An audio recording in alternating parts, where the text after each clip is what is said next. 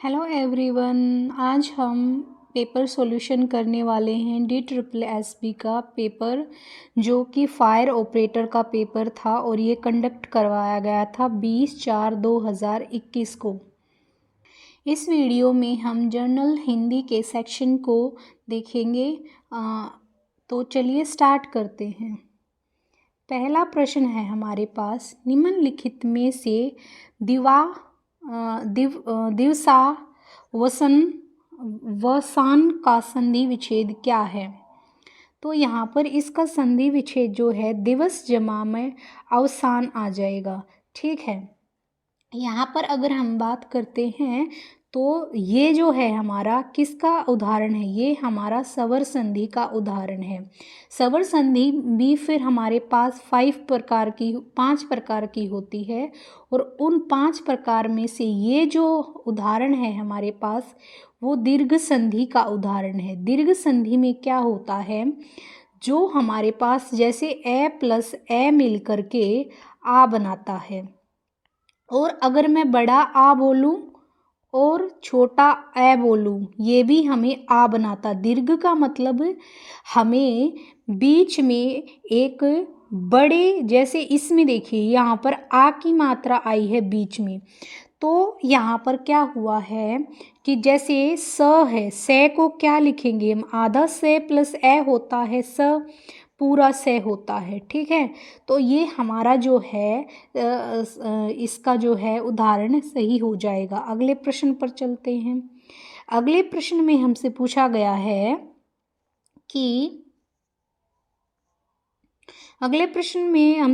गया है कि तत्सम शब्द क्या है? तत्सम शब्द कौन सा है? तत्सम शब्द का मतलब होता है वो शब्द जो हमारे पास शुद्ध रूप में होते हैं। किस में होते हैं? शुद्ध रूप में होते हैं, वो हमारे तत्सम शब्द कहलाते हैं। अब शुद्ध रूप का मतलब है जो कि संस्कृत से वैसे के वैसे आते हैं। तो यहाँ पर अगर मैं बात करूँ तो हमारा अंगरक्षक जो है इसका सही हो जाएगा। अगले प्रश्न पर चलते हैं। अगला प्रश्न है हमारे पास, निम्नलिखित में से कौन सा विकल्प द्विगु समास का उदाहरण है? सबसे पहले द्विगु समास का मतलब होता है जिसमें पहला पद संख्यावाचक विशेषण हो और किसी समूह का बोध कराता हो। द्विगु से ऐसे याद रखेंगे, द्वितीय तृतीय हम ऐसे गिनती याद करते हैं ना, तो यहाँ पर जो है हमारा सतमंजिला में हमारा पहला जो यहाँ पर ये है, ये हमारा क्या है? संख्यावाचक विशेषण है। बात करते हैं आजीवन के अंदर हमारा कैसा है? आजीवन के अंदर हमारा जो है अव्ययी भाव समास है। कैसा समास है? अव्ययी भाव समास।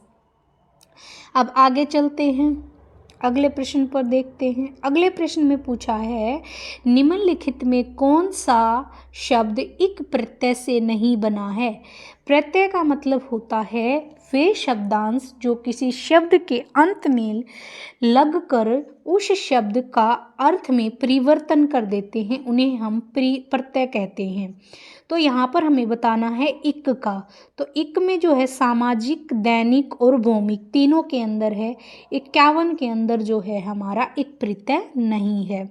अगले प्रश्न पर चलते हैं। अगला प्रश्न है, निम्नलिखित में से सर्वनाम अपना से कौन सा भाववाचक संज्ञा बनती है? तो अपना से जो है अपनापन, क्या बनती है? अपना से अपनापन, ये हमारी भाववाचक संज्ञा बन गई। अगले प्रश्न पर चलते हैं। अगला प्रश्न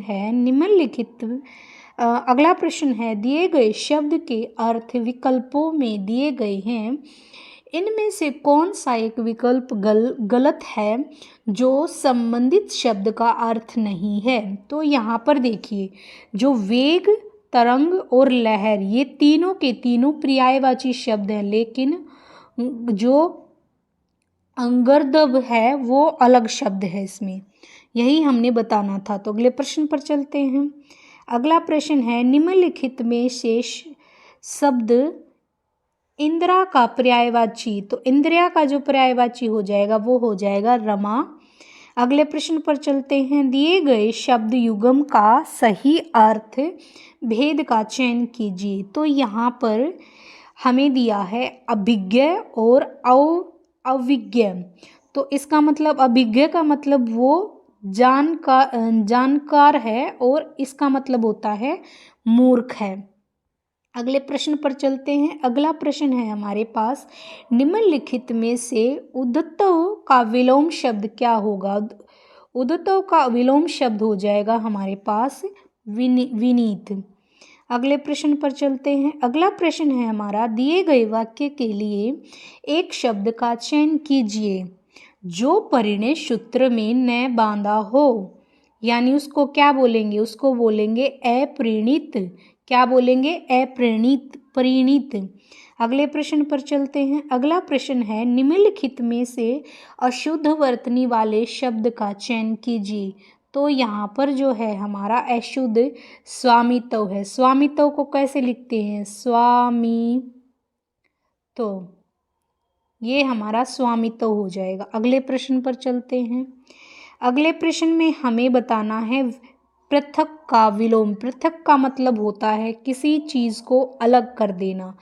तो यहाँ पर हमें विलोम बताना है, यानी उसका अपोजिट बताना है, यानी संयुक्त, किसी चीज़ को इकट्ठा कर देना। अगले प्रश्न पर चलते हैं। अगला प्रश्न है हमारे पास कि असंगत बेमेल हमें यहाँ पर बताना है। तो देखो, किसी चीज़ की रखवाली करना, रक्षा करना और सुरक्षा करना, ये तीनों ही हमारे पर्यायवाची शब्द हैं, जबकि आरक्षण जो है वो यहाँ इसका अलग हो जाएगा। अगले प्रश्न पर चलते हैं। अगला प्रश्न है, निम्नलिखित में से कौन सा नैसर्गिक शब्द का विलोम शब्द बताना है हमें? तो ये हो जाएगा हमारा कृत्रिम। क्या हो जाएगा? कृत्रिम। अगले प्रश्न पर चलते हैं। अगला प्रश्न है हमारे पास, निम्नलिखित में से शुद्ध वर्तनी वाले शब्द का चयन कीजिए। तो जो अक्षुधा हमारे पास लिखा ये सही है। पाठशाला यहाँ पर गलत है। पाठशाला को इस तरीके से लिखा जाता, पाठशाला। और बात करें इसकी तो परिषद को ऐसे लिखा जाता, परिषद।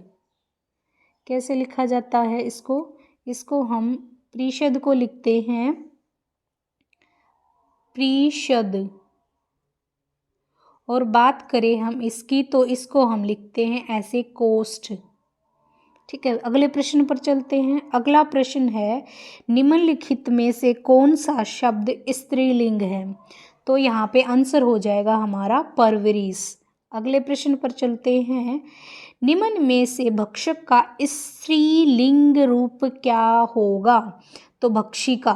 भक्षक कौन होता है? भक्षक होता है जो मरे हुए जानवरों का मांस खाता है। क्या करता है? जो मरे हुए जानवरों का मांस खाता है। जानवरों का मांस खाता है, मांस खाता है। ठीक है।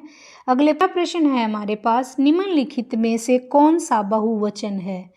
तो यहाँ पर देखिए, मैं एक वचन है, तुम एक वचन है और राधिका जो है एक वचन है। राधिका यहाँ पर संज्ञा है क्योंकि ये किसी का नाम है, और मैं और तुम यहाँ पर क्या हैं? सर्वनाम है। क्या है? सर्वनाम है। यहाँ पर आप लोग यानी एक से ज़्यादा की बात कर रहा है, तो ये क्या हो जाएगा? हमारा बहुवचन हो जाएगा। अगले प्रश्न पर चलते हैं। अगला प्रश्न है हमारा, जिसके लिए कुछ किया जाए या जिसे कुछ दिया जाए उसे कौन सा कारक कहते हैं? हमारे पास जिसके लिए कुछ किया जाए या जिसे कुछ दिया जाए उसे कौन सा कारक कहते हैं? तो कारक की बात करें तो उसे हम संप्रदान कारक कहते हैं। संप्रदान कारक में अगर हम विभक्ति की बात करें तो संप्रदान कारक में हमारे पास आता है के लिए। विभक्ति की बात करें तो के लिए विभक्ति आएगी और दूसरी हमारे पास आएगी को। उसके बाद बात करते हैं संबंध संबोधक कारक। संबोधक कारक में हमारे पास जो विभक्ति आएगी वो आएगी हमारे पास हे, अरे, ओ। अब बात करते हैं आपादान कारक की। तो आपादान कारक के लिए जो हमारे पास विभक्ति आती है वो आती है हमारे पास से का मतलब होता है किसी चीज़ से अलग करना। अब बात आती है कर्म के अंदर विभक्ति आती, कर्म कारक में हमारे पास विभक्ति आती है को। चलिए अगले प्रश्न पर चलते हैं। अगला प्रश्न है भूतकाल के कितने भेद होते हैं? तो भूतकाल के हमारे 6 भेद होते हैं। भूतकाल के कितने भेद होते हैं? हमारे 6 भेद होते हैं। कौन कौन से होते हैं? एक होता है हमारा सामान्य भूतकाल, दूसरा हमारा होता है आसन भूतकाल, तीसरा हमारा होता है पूर्ण भूतकाल और चौथा हमारा होता है अपूर्ण भूतकाल और पांचवा हमारा होता है संदिग्ध भूतकाल और हमारा जो छठवा होता है वो होता है हेतु मद भूतकाल। तो ये हमारे 6 जो होते हैं वो भूतकाल के भेद होते हैं। अगले प्रश्न पर चलते हैं। तो हमारा एक सेक्शन कंप्लीट होता है हिंदी का। अभी दूसरे सेक्शन के 20 क्वेश्चंस और सॉल्व करते हैं। अगले प्रश्न पर आते हैं। निम्नलिखित में से किस वाक्य में सर्वनाम का प्रयोग नहीं हुआ है? तो यहाँ पर देखिए मोहन पढ़ता है। मोहन जो है वो एक नाम है और ये क्या है? संज्ञा है। तुम, कोई और जो वह है वो क्या है हमारे पास? वो हमारा सर्वनाम है। तो अगले प्रश्न पर चलते हैं। वाक्य के शुद्ध रूप का चयन कीजिए। तो यहाँ पर हो जाएगा बच्चों ने शिक्षक को फूलों की एक माला पहनाई। अगले प्रश्न पर चलते हैं। अगला प्रश्न है हमारे पास निम्नलिखित में से वाच्य का चयन कीजिए। तो यहाँ पर राधा से अब अकेले नहीं रहा जाता। देखिए से विभक्ति जो है ना, अगर वो नहीं का बोध कराती है तो वो हमारा क्या हो जाता है? भाववाच्य। क्या हो जाता है? हमारा भाववाच्य। अब से जो है, वैसे तो जो से विभक्ति आती है वो हमारा कर्मवाच्य में भी आती है, लेकिन कर्मवाच्य में क्या होता है? कर्मवाच्य में जो है हमारे पास, कर्मवाच्य में जो हमारी विभक्ति आएंगी वो क्या आएंगी? सा, से, सी या द्वारा, या हम बोल सकते हैं के द्वारा। अगर ये हमें मिलते हैं तो वो हमारा कर्मवाच्य हो जाएगा। बात करते हैं कृतवाच्य की। कृतवाच्य में क्या होता है?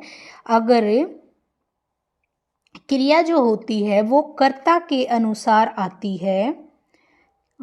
आती है, कर्ता के अनुसार अगर क्रिया होती है तो वो हमारा क्या हो जाता है? कृतवाक्य। जैसे उदाहरण के तौर पर देखते हैं, राम पत्र लिखता है। तो ये लिखता है जो शब्द आया है हमारे पास वो राम के अनुसार आया है। ठीक है, तो यहाँ पर हमारा क्या हो जाएगा? इस वाक्य में कृतवाक्य। अगले प्रश्न पर चलते हैं। निम्नलिखित में से वाक्य प्रकार का चयन कीजिए। तो यहाँ पर बात करें तो जब वह कोलकाता पहुँचा तब प्रधानमंत्री जा चुके थे। तो ये हमारा मिश्र वाक्य है। अगले प्रश्न पर चलते हैं। अगले प्रश्न में हमें बताना है निम्न में से शुद्ध वाक्य का चयन कीजिए। तो ये हो जाएगा हमारा पंकज इस लेख को सरलता से पढ़ सकता है। आगे चलते हैं। आगे हमें दिया है निम्नलिखित में से वाक्य प्रकार का चयन कीजिए। यहाँ पर क्या बोला है? राहुल ने मेहनत की होती तो आवश्यक अच्छा परिणाम मिलता। यानी यहाँ पर इशारा किया गया है कि अगर वो अच्छी मेहनत करता तो परिणाम भी अवश्य ही अच्छा आता। यहाँ पर तो कौन सा हो जाएगा? हमारा संकेत वाचक। आगे हम चलते हैं। अगला हमारा है निम्नलिखित में से कौन सा वाक्य अपूर्ण भूतकाल से संबंधित है। तो वह है हमारा वह गाना गा रहा था। आगे चलते हैं। अगला प्रश्न है हमारा मुहावरा शहद लगाकर चाटने का अर्थ होता है। शहद लगाकर चाटना मतलब बेकार की वस्तु संभाल कर रखना। अगले पर चलते हैं। अगला है निम्नलिखित में से किस मुहावरे का अर्थ अनहोनी होना होता है। तो अनहोनी होना मतलब मेंढकी को जुकाम होना। क्या? मेंढकी को जुकाम होना। बेसिर पैर की बात का मतलब होता है जिसका यानी कि क्या कहें एकदम से विषय से हटकर बात करना। यानी बात चल रही थी पढ़ाई की और यहाँ पर अब पढ़ाई का पीरियड लगा हुआ था, वहाँ पर पढ़ाई की बात करनी थी, लेकिन वहाँ पढ़ाई पर बात करने की बजाय कोई फिल्म में क्या हुआ कैसे हुआ ये वो इधर उधर की बातें करने लगे थे। तो वो बेसिर पैर की बातें होती हैं जिनका कोई औचित्य नहीं होता। उसके बाद बात का धनी होना। बात का धनी होने का मुहावरे का अर्थ होता है यानी कि वो वक्तव्य का मतलब वो एक अच्छा भाषण दे सकता है, उसकी बोलने में कुशलता है। बाएं हाथ का खेल होना यानी कि सरल कार्य होना, बहुत ही सरल कार्य बाएं हाथ का खेल है। ठीक है, तो आगे चलते हैं। अगला है हमारा निम्न में से मुहावरा पाजामे से बाहर होना का अर्थ क्या है। यानी आपे से बाहर होना। आपे से बाहर होना मतलब बहुत ज़्यादा क्रोधित होना भी इसका हम लिख सकते हैं। अगला है कहीं की ईंट कहीं का रोड़ा भानुमती ने कुनबा जोड़ा। मतलब कहीं रोड़े का मतलब होता है जैसे ये पूरी ईंट होती है, इस ईंट के छोटे छोटे जो टुकड़े होते हैं उनको हम रोड़ा बोलते हैं। तो यानी कहीं पूरी ईंट और कहीं पर रोड़ा और भानुमती ने कुनबा जोड़ा मतलब इन सबको समेटा। कोई छोटी ईंट थी कोई बड़ी ईंट थी, उनको एक साथ लेकर के आए। मतलब इधर उधर की अनमोल बातें। क्या? इधर उधर की अनमोल बातें। अगले प्रश्न पर चलते हैं। अगला प्रश्न है लोकोक्ति दुधारू गाय की दो लात भली का क्या अर्थ है। इसका दुधारू का मतलब होता है जो गाय दूध देती है। क्या करती है? जो गाय दूध देती है। तो यानी जो गाय दूध देती है उसकी तो दो लात भी भली होती है। मतलब जिससे कुछ लाभ होता है उसकी दो बातें सहन करना, जिससे लाभ हो उसकी दो बातें सहन करना। अगले प्रश्न पर चलते हैं। अगला प्रश्न भी हमें लोकोक्ति से दिया है और यहाँ पर बोला है सहज पके सो मीठा होए। मतलब जो धीरे धीरे पके वो मीठा हो, यानी धीरे धीरे किए गया कार्य अच्छा होता है। क्या होता है? धीरे धीरे किया गया कार्य अच्छा होता है। अगले प्रश्न पर चलते हैं। अगले प्रश्न में पूछा है हमें हाय वह मर गया। तो यहाँ पर हाय शब्द जो है वो प्रयुक्त होने वाला विराम चिन्ह हमें बताना। तो ये हमारा विस्मयवाचक चिन्ह है। क्या हो हमारा? विस्मयवाचक चिन्ह है। यानी कि एक तरह से ये चिन्ह हम वहाँ पर लगाते हैं जहाँ पर किसी से घृणा द्वेष या हम कह दें कि एक तरह से दुख सुख आश्चर्य वगैरह के लिए हम इसका इस्तेमाल करते हैं। लाघव चिन्ह का हम इस्तेमाल करते हैं। ये वाला हमारा लाघव चिन्ह होता है। ये हमारा लाघव चिन्ह होता है। बात करते हैं पूर्ण विराम चिन्ह की। तो ये हमारा पूर्ण विराम होता है। क्या होता है हमारा? पूर्ण विराम। और योजक चिन्ह मतलब दो चीज़ों को जोड़ने वाला। तो ये हमारा क्या होता है? योजक चिन्ह। आगे चलते हैं अगले प्रश्न पर। अगला प्रश्न है हमारा, निम्नलिखित में से दिए गए वाक्य में किस चिन्ह का प्रयोग किया है। अभी अभी हमने पढ़ा है यहाँ पर भाई के बीच में ये वाला चिन्ह आया है और बहन, यानी ये एक दूसरे को जोड़ रहा है, मतलब ये योजक चिन्ह है। विस्मय आदि बोधक चिन्ह हमें बताना था, ये वाला ऊपर आया था। लाघव चिन्ह भी हमने बताया था, ये वाला होता है। और अर्धविराम चिन्ह जो है हमारा वो कौन सा होता है। अर्धविराम जो होता है हमारा ये वाला होता है, अर्धविराम ये वाला। ठीक है, आगे चलते हैं। आगे हमें एक गद्यांश दिया है, तो सभी लोग इस वीडियो को पॉज करके गद्यांश को ध्यानपूर्वक पढ़ेंगे और उसके बाद हम अपने प्रश्न पर चलेंगे। तो आशा करती हूँ आपने इस गद्यांश को ध्यानपूर्वक पढ़ा होगा। तो चलिए अब प्रश्न पर चलते हैं। निम्न में से उपरोक्त गद्यांश का उचित शीर्षक क्या है। तो ये हो जाएगा हमारा, न्यूयॉर्क अमेरिका का प्रमुख नगर है। दूसरा प्रश्न, उपरोक्त गद्यांश के अनुसार न्यूयॉर्क किस नदी के मुहाने पर स्थित है। तो ये है हमारा हडसन नदी के किनारे पर। आगे चलते हैं। आगे है हमारा, उपरोक्त गद्यांश के अनुसार कौन सा विकल्प सही नहीं है। तो ये है हमारा, न्यूयॉर्क की अनुमानित जनसंख्या लगभग 82 लाख से 970 वर्ग किलोमीटर के क्षेत्र में बसी हुई है। अगला है हमारे पास, उपरोक्त गद्यांश के अनुसार न्यूयॉर्क महानगर में निम्नलिखित में से कौन सी प्रशासनिक इकाई है। तो ये है हमारी ब्रॉक्स, ये पता नहीं क्वींस और क्या है ये ब्रुकलिन ये हमारी हो जाएगी। अगला है, उपरोक्त गद्यांश के अनुसार न्यूयॉर्क शहर का उच्चतम बिंदु स्टेटन द्वीप पर टॉड हिल है, जो समुद्र तल से कितने मीटर ऊपर है। तो ये है हमारा 124.9 मीटर। अगले प्रश्न पर चलते हैं। तो हमारा जो है प्रश्न पत्र यहीं समाप्त होता है। अगर वीडियो पसंद आए तो चैनल को सब्सक्राइब करें, वीडियो को लाइक करें। Thank you.